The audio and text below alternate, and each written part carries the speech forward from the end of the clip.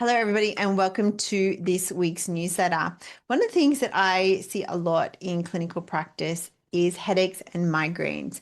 And in Ayurveda, we talk about headaches and migraines very differently to just that,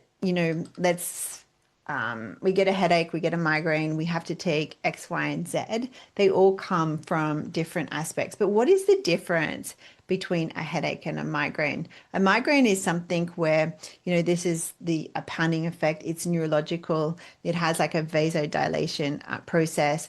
It has sensitivity to light and pressure and noise and all those types of things. And the only way sometimes to stop that is to be in a dark room and to go through a particular medication and a process, and it can knock you out for 2, 3 days.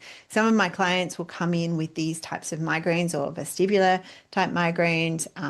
We've had many cases where people have had this, even like cyclic, as in women with menstrual cycle as well. So the thing is that if you have this, one of the things that we say is have like a little bit of an experiment. Put like a cold pack on your head and warm hot water bottle on your feet, right? Because what it does is it starts to pull and drain that blood vessel aspect and circulation through down to the feet, and the coldness will constrict those blood vessels and really help them to not cause so much pressure and things like that. If you are responding to that, then we do know that there's these particular issues that can happen. But we take it a little bit further, and in the article you'll see Migraine 101, Science in Ayurveda, is this precious type of vasodilation, cerebral arteries that boost intracranial pressure, tension headaches.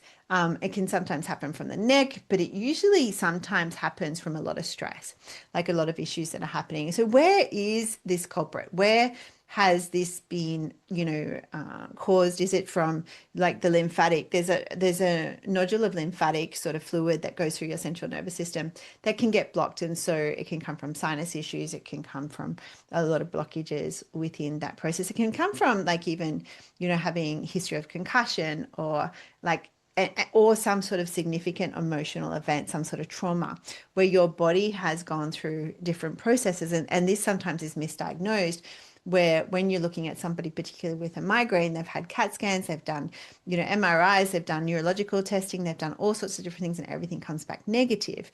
But you haven't actually researched what is causing their stress and what is causing their trigger. And also in Ayurveda, we look at the pulse and we look at, is it coming from Vata? So is it coming from something around the digestive system, which is, can be too much air in the body, and the toxins are becoming like, quite aggravated by too much air and too much dryness, and it starts constricting those blood vessels. Or it can come from digestive issues of constipation and toxic overload and lymph overload and things like that. Or is it coming from too much pitta? So pitta being fire and water. So it's like a sluggish liver, it's sluggish gallbladder.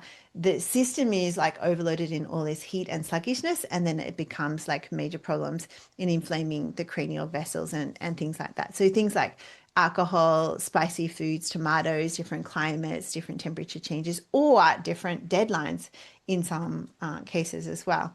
Or is it coming from kapha? Kapha being like lymph flow, everything is sluggish, everything is like a fluid overload. It's like a pool of fluid and swelling that builds up into your body. So it becomes like more heaviness. And this can come from damp weather, oversleeping, and we see this a lot in teenagers, heavy comfort foods, so lots of sugary, fried, oily foods, and really the lack of movement, the lack of sort of everything going.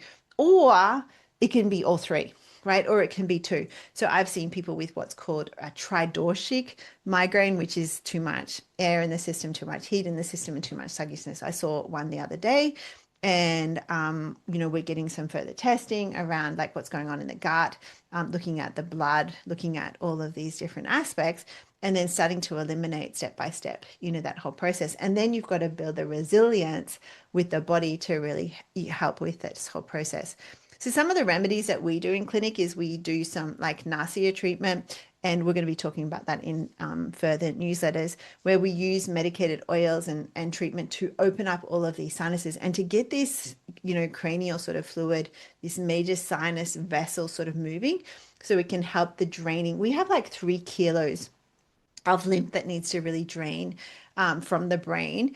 And if it gets stuck, it can cause a whole heap of different things as well in the system. So a little bit of just knowledge around the difference between headache and migraine. But if you are suffering from these, there's different things that we need to have a look at. Is it coming from your neck? Is it coming from cervical sort of imbalance? Is it coming from muscle tension? Is it coming from weakness? Is it coming from diet? Is it coming from the gut? Is it coming from some sort of emotional sort of stress and trauma? And they've done lots of studies around this. People who are very stressed and have a lot of, issues going on in life tend to have more headaches and migraines and different things like that.